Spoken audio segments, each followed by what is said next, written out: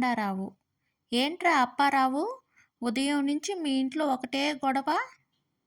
అప్పారావు. ఏం చెప్పమంటావురా, మా ఆవిడ సంతోషపడుతుందని వాళ్ళ ఇంట్లో వాళ్ళని పొగిడాను. దానికే అంత గొడవ చేసింది. కొండారావు. పొగిడితే తప్పే ఉంది? అప్పారావు. మీ అమ్మా నాన్న దేవుళ్ళు అన్నాను, పొంగిపోయింది. మీ అన్నయ్య చాలా గొప్పవాడన్నాను, టిఫిన్ తెచ్చి పెట్టింది.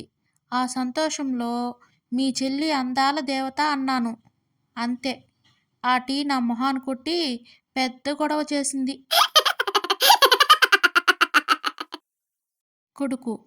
నాన్న, నీకు కళ్ళజోడు లేకుండా కనిపించదు అని అమ్మ అంటుంది, నిజమేనా? తండ్రి. సైట్ నాకు కాదు, తనకే. నా చూపు బ్రహ్మాండంగా ఉంది. కొడుకు. అయితే ఇక్కడో సంతకం పెట్టండి, చూస్తాను. సంతకం పెట్టిన తర్వాత తండ్రి. సర్లే కానీ ఇంతకీ సంతకం దేనిపై పెట్టించుకున్నావు? కొడుకు. నా ప్రోగ్రెస్ రిపోర్టుపై.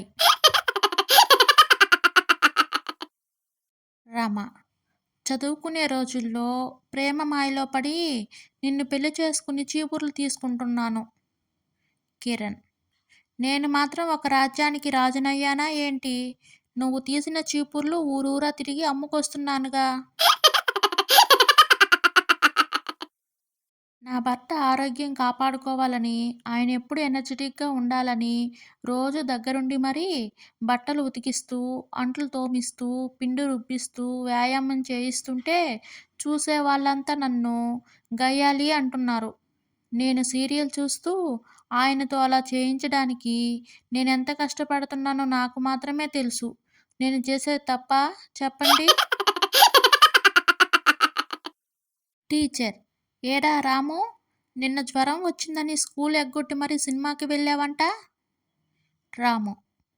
అవును టీచర్, సినిమా ఇంటర్వెల్లో జ్వరానికి ఏ మందు వేసుకోవాలో యాడ్స్లో చూపిస్తారు కదా, అందుకోసం వెళ్ళాను.